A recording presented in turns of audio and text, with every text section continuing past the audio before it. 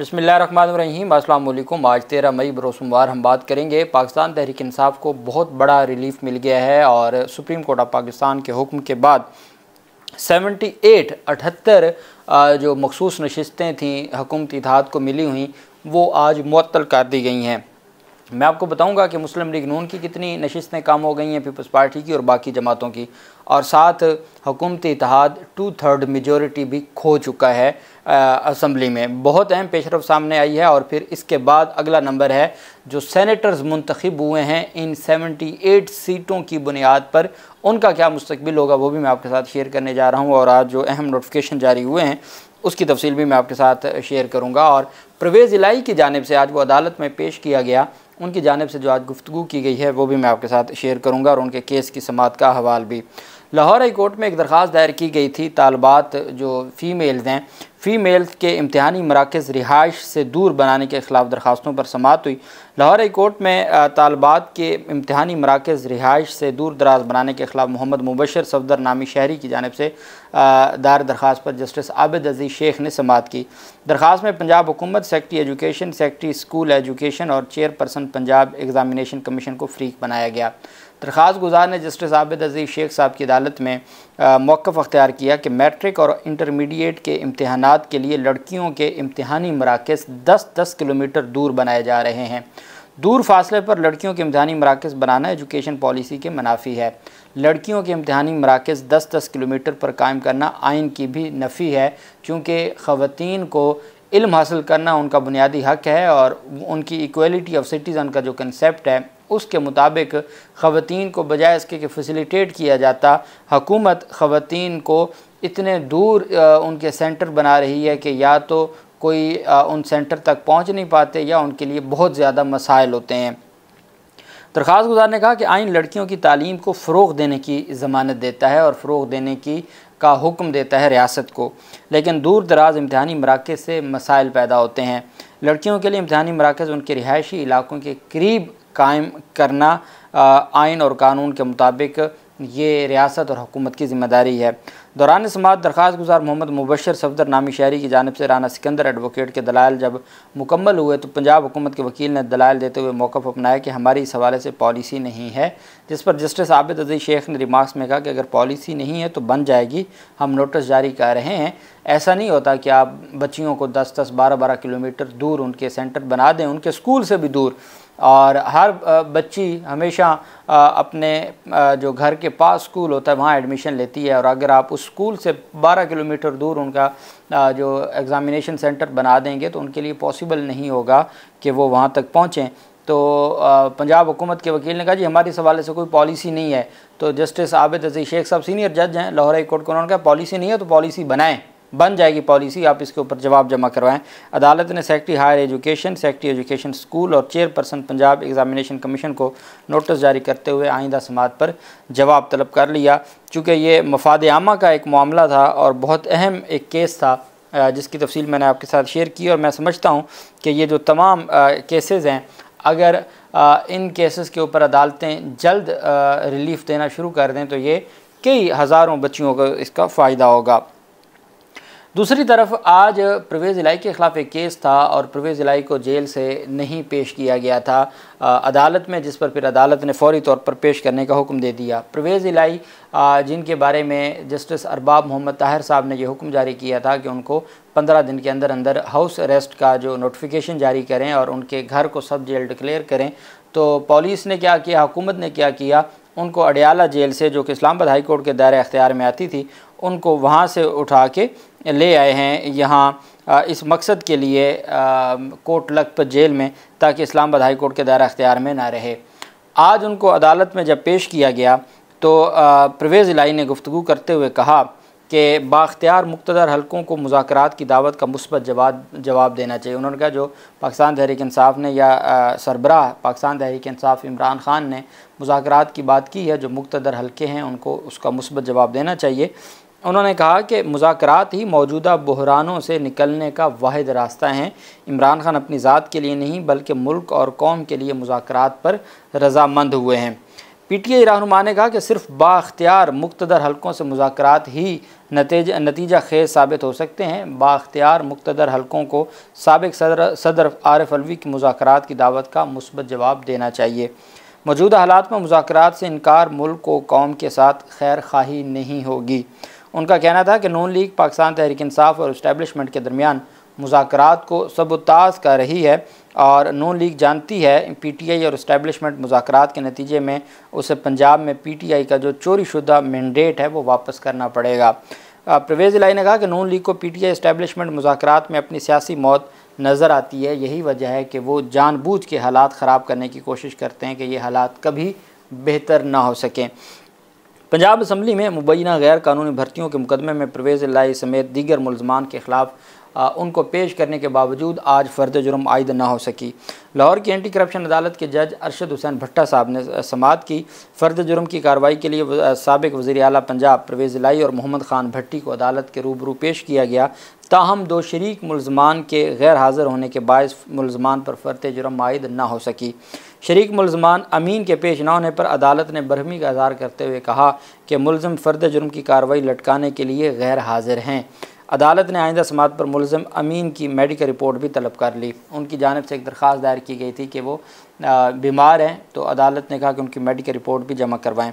बाद में अदालत ने जेल में परवेज़ इलाही को अद्वियात फराहम करने के लिए सुपरिटेंडेंट जेल को हदायत जारी करते हुए और अहकाम जारी करते हुए फ़र्द जुर्म की कार्रवाई के लिए 21 मई की तारीख मुकर्रर कर दी और जो उन्होंने मीडिया से गुफ्तगू की वो मैंने आपके साथ शेयर की। अब हम आ जाते हैं सबसे अहम जो डेवलपमेंट सामने आई है पंजाब असम्बली में। मैंने आपको बताया था कि पाकिस्तान तहरीक इंसाफ के जो उम्मीदवार थे, पाकिस्तान तहरीक इंसाफ की जो मखसूस नशिस्तें थीं 27, तो स्पीकर पंजाब असम्बली ने ख़ुद ही बड़ा अच्छा कदम उठाया और उन्होंने मुअत्तल कर दिए। अब सुप्रीम कोर्ट के फ़ैसले को आए 7 दिन गुजर चुके हैं। 7 दिन गुजरने के बाद इलेक्शन कमीशन ने पहले एक इलेक्शन कमीशन की जानिब से इजलास किया गया। इलेक्शन कमीशन को बताया गया जी कि मुअत्तल तो करनी पड़ेंगी लेकिन डी नोटिफाई अभी ना करें क्योंकि अभी इंटरिम ऑर्डर है। आज फिर दिन में ये ख़बर भी सामने आई कि स्पीकर कौमी असम्बली की जानिब से तमाम के तमाम जो कौमी असम्बली की नशिस्तें हैं उन पर उनको डी नोटिफाई करना या मुअत्तल करने के हवाले से ख़बर आ सकती है। साथ मैंने आपको बताया था कि इलेक्शन कमीशन ने इजलास बुलाया हुआ है और इलेक्शन कमीशन के इजलास के मुताबिक जो है ये सारी चीज़ें आगे बढ़ेंगी।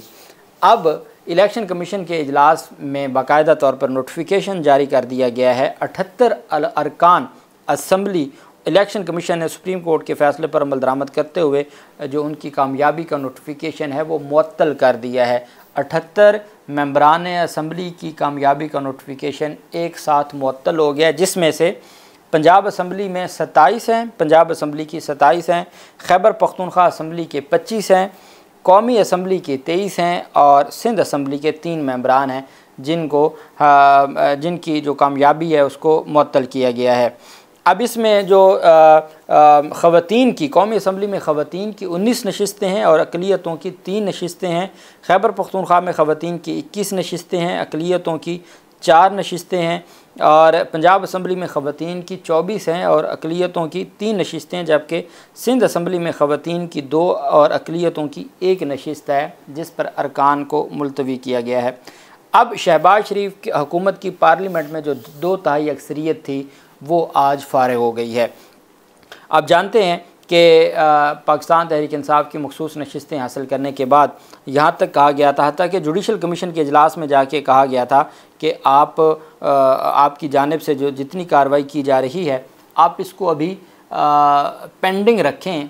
आप जो रूल्स में तरमीम कर रहे हैं, क्योंकि मंसूर अली शाह साहब की सरबराही में एक कमेटी बनाई गई थी, उसमें जस्टिस मंजूर मलिक साहब भी थे कि जी आपने जो कार्रवाई शुरू की है या आपने जो रूल्स के हवाले से मुसव्वदा जनवरी से फ़ाइनल हो के जमा हो गया था और मई तक उसका इजलास न बुलाया गया।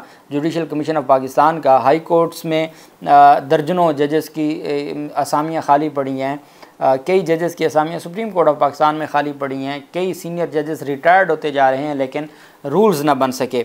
और उसके बाद फिर हुकूमत की जानिब से जाके बताया गया जी कि हम आइनी तरमीम करने जा रहे हैं और आइनी तरमीम हो रही है आप इस वजह से। और जस्टिस मुनीब अख्तर ने, जस्टिस याह्या अफरीदी साहब ने, उन्होंने कहा जी जब ये आइनी तरमीम कर रहे हैं तो फिर हमें क्या यहाँ सर खपाने की ज़रूरत है, फिर करने दें इनको आइनी तरमीम, हम क्यों रूल्स के हवाले से करें। चूँकि जस्टिस शाहिद वहीद साहब का या आयशा मलिक साहबा का जो इख्तलाफी नोट आया था, उन्होंने कहा था कि हुकूमत अगर पार्लियामेंट हमारे मामलात में कानून साजी करने लग जाएगी तो ये अदलिया की आज़ादी को कंप्रोमाइज़ करने की बात है। लेकिन चूँकि एक निज़ाम है वो चलता आ रहा था, अब इनकी जो मखसूस नशिस्तें 78 लिए जाने के बाद फ़ारिग हो चुकी है।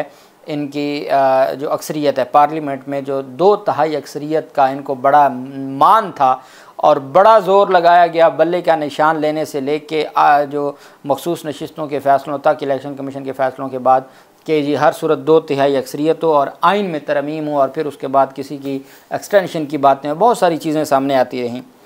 अब एक तो वो फ़ारिग हो गई है। अभी एक बात आप याद रखें कि ये 78 मखसूस नशिस्तें हैं जिन्होंने सेनेट के इलेक्शन में भी हिस्सा लिया है, सिवाय जो 25 मखसूस नशिस्तें हैं खैबर पख्तूनख्वा, चूँकि खैबर पख्तूनख्वा में सेनेट के इलेक्शन नहीं हुए, बाकी जो तीनों सूबे हैं उसमें सिंध में भी, पंजाब में भी और वफाक में भी इंतखाबात हुए हैं सेनेट के। उन सेनेट के इंतखाबात में हिस्सा लिया है इन मखसूस नशिस्तों ने। अब इन मखसूस नशिस्तों का चूँकि सुप्रीम कोर्ट ऑफ पाकिस्तान का जो फ़ैसला है फ़िलहाल वो मुअत्तल सुप्रीम कोर्ट ने किया है, इलेक्शन कमीशन का 1 मार्च का और 25 मार्च 2024 का पेशावर हाई कोर्ट का, अभी सिर्फ मुअत्तल हुआ है। अब ये मुअत्तल होने के बाद जो इनकी कामयाबी का नोटिफिकेशन भी मुअत्तल हो गए।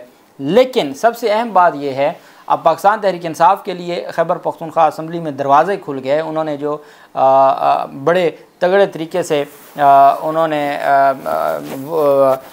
इलेक्शन कमीशन ऑफ पाकिस्तान के फ़ैसलों के सामने खड़े हो गए थे, तो वो अपनी 2 सीटें सेनेट की बचा गए। चूँकि मखसूस नशिस्तें अगर 25 जिस तरफ वोट देते तो उनको पता था कि 1-2 सीटें सेनेट की उनके हाथ से निकल जाएंगी, वो डट गए। अभी तक वहाँ नहीं इंतखाबात हुए, लेकिन जिस दिन सुप्रीम कोर्ट ऑफ पाकिस्तान 3 जून से रोज़ाना की बुनियाद पर समाअत करने जा रही है, तो सुप्रीम कोर्ट ऑफ पाकिस्तान में समाअत जैसे ही मुकम्मल होती है, 2 दिन लगें, 4 दिन लगें, 6 दिन लगें, अब 78 सीटें तो नहीं ना पाकिस्तान की असम्बलियों में खाली रखनी, तो वो हफ्ता होगा, 10 दिन होंगे, ये फ़ैसला आ जाएगा।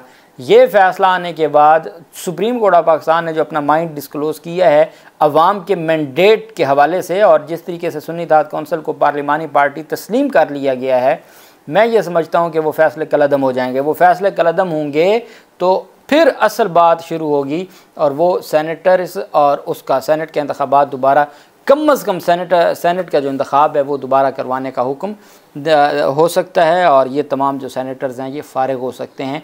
बहुत अहम डेवलपमेंट सामने आई है और इलेक्शन कमीशन ने सुप्रीम कोर्ट के हुक्म के बाद मुस्लिम लीग नून, People's Party, ANP, Istehkam Pakistan, MQM, JUI को जो माल गनीमत के तहत मिलने वाली इजाफी मखसूस नशिस्तों के अरकान की रुकनीत को मुअत्तल कर दिया है। अल्लाह पाक पाकिस्तान का हामी नासिर हो।